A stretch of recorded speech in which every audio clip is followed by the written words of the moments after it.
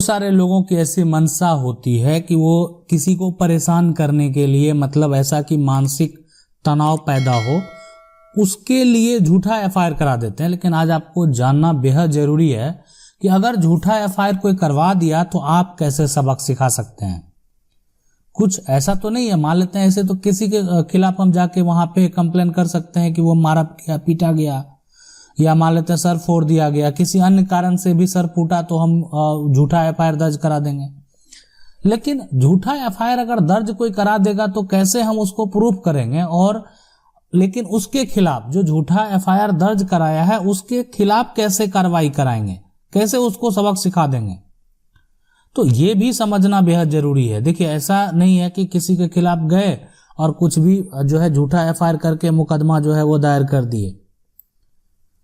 लेकिन अगर कोई ऐसा करता है तो उसके लिए भी कानून बनाया गया है, और अगर उस कानून को समझते हुए आप एक्शन लेंगे, मान लेते हैं आपके खिलाफ अगर कोई ऐसा एफआईआर करा दिया है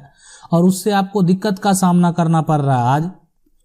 मान लेते हैं कि जो है किसी कारणवश आपको जो है पुलिस घर पे का आना हो गया, पुलिस का, प्रशासन का वेरीफाई करने के लिए तो आना पड़ेगा। आप ही अगर किसी के खिलाफ कंप्लेन करते हैं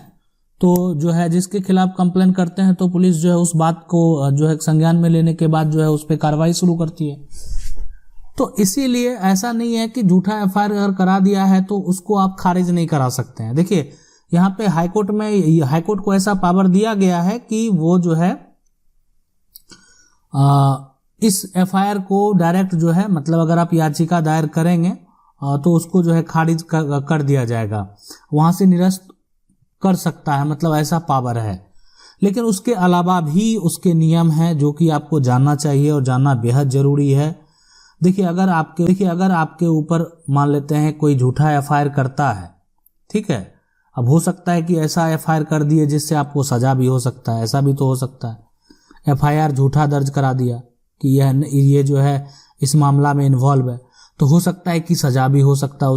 है उस झूठा एफआईआर से। तो उससे बचने के लिए क्या करना होगा, ठीक है, तो हम आपको बता दें कि जो इंडियन पेनल कोड में ऐसा जो है सेक्शन जो है 211 के बारे में आपको बता रहे हैं कि इसके अंतर्गत आप कार्रवाई कर सकते हैं। और इसमें जो है इसके लिए ऐसा अगर आप कार्रवाई करेंगे तो इसके लिए क्रिमिनल केस उस व्यक्ति पर आपको जो है, मतलब झूठा आप पर अगर करता है तो इसमें आपको मजिस्ट्रेट पर के पास जो है केस फाइल करना होगा इसके अंतर्गत। तो सेक्शन 211 में है कि ऐसा अगर कोई करता है और जो है उस केस है ना, उसको 2 साल तक का सजा हो सकता है और साथ में जुर्माना भी लग सकता है। लेकिन अगर कोई ऐसा आरोप लगा दिया जिसमें हो सकता है कि अगर ये आरोप में गलत तरीके से आप पर लगा दिया जिससे आपको ही 7 साल का सजा हो जाता है ना, तो उस केस में भी अगर ये झूठा एफआईआर करने वाले को, उस केस में भी झूठा एफआईआर करने वाले को जो है अगर ये साबित हो जाता है कि आपने जो उस व्यक्ति के द्वारा झूठा एफआईआर दर्ज कराया गया, प्रशासन वेरीफाई करेगी, कार्रवाई करेगी, पास से पूछेगी, उसका जांच पड़ताल करेगी और पता चल गया कि झूठा एफआईआर कर दिया गया है, ठीक है, मतलब उसका कोई भी निष्कर्ष नहीं निकला, तो आप उसका नकल लेके जो है उसके ऊपर केस फाइल करके, और उसको आदमी की प्रतिष्ठा भी होती है, किसी के ऊपर पुलिस आया, वेरीफाई किया, जांच पड़ताल किया, है ना, तो वो एक तरह से उनके ऊपर परेशानी भी होती है। मान लेते हैं आपके ऊपर कोई क्लेम करता है ना, तो आपको बहुत व्यक्ति के साथ ऐसा होता है कि जो है एक तरह से मानसिक तौर पे टॉर्चर करने वाली बात है, तो इसके लिए भी प्रावधान है। और अगर ऐसा होता है तो उस व्यक्ति जो है झूठा एफआईआर करने वाले को 7 साल तक का सजा हो सकता है। इसके अलावा अगर बात करें तो कि मान लेते हैं कि झूठा एफआईआर तो कर दिया लेकिन आपका खर्च बहुत ज्यादा हो गया। खर्च कहने का मतलब है भाग दौड़ में खर्च हुआ होगा या अन्य कारण से आपका खर्च हुआ होगा, तो आप जो है उस व्यक्ति के ऊपर मानहानि का भी मुकदमा कर सकते हैं, है ना। ये बात बहुत बार आप सुनते होंगे कि जो है मानहानि का केस करेंगे उसी के ऊपर, तो इसमें मानहानि का केस हाँ, लेकिन जो खर्चा है वो भी अगर आप चाहें तो उसको प्राप्त कर सकते हैं, ऐसा भी प्रावधान है। लेकिन उसके लिए आपको जो है क्रिमिनल कोर्ट जाने की जरूरत नहीं है, आप सिविल कोर्ट जाएंगे, ठीक है, और सिविल कोर्ट में जो है यहाँ पर केस फाइल करेंगे। जो भी आपका खर्चा हुआ है वो रकम जो है आप वहां पे बताएंगे, और उसके बाद जो है उसके हिसाब से उसकी जो भरपाई है उसको करने का भी आदेश जो है आप ले सकते हैं, और वो भरपाई जो है यानी उस झूठी एफआईआर करने वाले व्यक्ति को करना पड़ेगा। तो ऐसा नहीं है कि जो है कोई व्यक्ति गया और किसी के खिलाफ जाके एफआईआर दर्ज कर दिया और उसको लगा कि एफआईआर करवा दिए, अब तो उसको जो है बहुत सारा परेशानी होने वाला है। बिल्कुल नहीं। अगर आप देखिए आपका झूठा एफआईआर अगर साबित हो गया और वो व्यक्ति अगर आपके पीछे लग गया ना, तो समझ सकते हैं कि आपको जेल भी हो सकता है, और आपको जो भी उस व्यक्ति का खर्च होगा वो सारा आपको जुर्माना के तौर पे जो है एक तरह से आपको उसको देना भी पड़ सकता है। सेक्शन 500 में जो है ऐसा प्रावधान है कि आप जो है किसी व्यक्ति के ऊपर है ना मानहानि का भी मुकदमा दर्ज कर सकते हैं। अगर मान लेते हैं ऐसा करते हैं तो उस व्यक्ति को यहाँ पे 2 साल का सजा जो है वो हो सकता है। 2 साल का सजा होगा और उसके साथ उसको कोई भी जुर्माना भी लगाया जा सकता है कोर्ट से। हाँ, लेकिन पुलिस ऐसे मैटर में जो है एफआईआर दर्ज नहीं करती। यदि आप किसी व्यक्ति के ऊपर जो है ये दोनों धारा लगा देते हैं, जो सेक्शन है 211,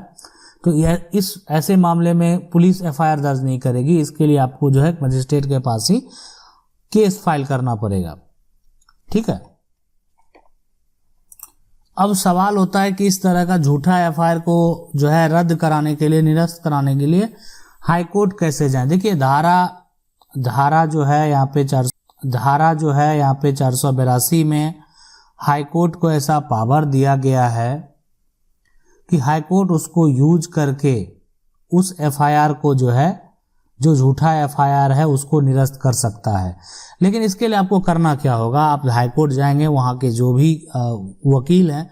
और उनसे बात करेंगे कि आपके ऊपर जो है झूठा एफआईआर किया गया है, आपका उससे एफआईआर से किसी प्रकार का कुछ लेना देना नहीं है, और जो भी उससे संबंधित जो मामले होते हैं, जो आपके विवाद हैं,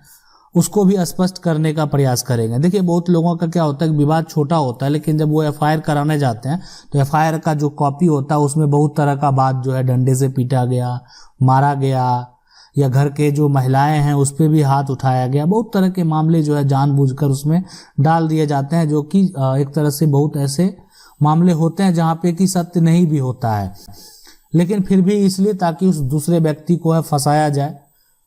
तो इसके चलते जो है वहाँ पे डाल दिया जाता है। लेकिन ऐसा नहीं है, अगर ऐसा कोई करता है तो वहाँ भी सजा का प्रावधान है। तो इसीलिए अगर आप भी मान लेते हैं किसी के ऊपर ऐसा करते हैं तो ये आपको थोड़ा सचेत रहना चाहिए कि जब भी किसी के खिलाफ जो भी बात सच्चाई है, जो जिसका आपके पास प्रूफ है, उसी को एफआईआर में दर्ज करवाएं। अन्यथा जो इसलिए कि आपके एफआईआर के अनुसार उस व्यक्ति पे जो एफआईआर दर्ज किया जाता है तो उस एफआईआर के अनुसार उसमें धारा लगाया जाता है। अब उस धारा के अंतर्गत वो कैसा अपराध किया है उस तरह का जो है फिर जांच पड़ताल करके उस पे जो है कार्रवाई किया जाता है। तो इसमें कोई निर्दोष व्यक्ति भी जो है वो फंस सकते हैं, जिनका मान लेते हैं इस केस से कोई किसी प्रकार का लेना देना नहीं है। लेकिन फिर भी अगर कोई भी ऐसा करता है तो आपको भी एक्शन लेने की जरूरत है, और आप इसको समझ गए होंगे कि आपको किस पर लेना। देखिए आप सिर्फ चाहते हैं कि हमको सिर्फ जो पैसा मेरा खर्च हुआ है ना, जो भी आपको उसमें जो भी जिस प्रकार से किसी प्रकार का हर्जाना अगर वापस लेना चाहते हैं तो उस केस में तो सिविल न्यायालय आपको जाना होगा। अन्यथा जो है आप चाहें तो मजिस्ट्रेट के पास जो है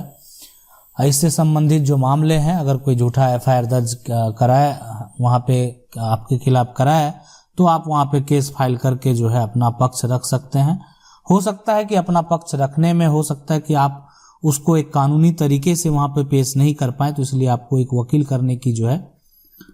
जरूरत पड़े तो वहां के जो भी अधिवक्ता हैं, वहां जो अच्छे अधिवक्ता हैं वहां संपर्क करेंगे और सारे जो मामले हैं उसको स्पष्ट करेंगे। तो जरूर जो है यानी आप उस एफआईआर झूठा एफआईआर कराने वाले को भी सबक सिखा सकते हैं। आशा करते हैं वीडियो अच्छा लगा होगा। वीडियो अच्छा लगा वीडियो को लाइक जरूर कर दें। चैनल को पहली बार देख रहे हैं सब्सक्राइब करके जो बेल आइकन है उसको जरूर दबा लें। मिलते हैं अगले वीडियो में, तब तक के लिए जय हिंद।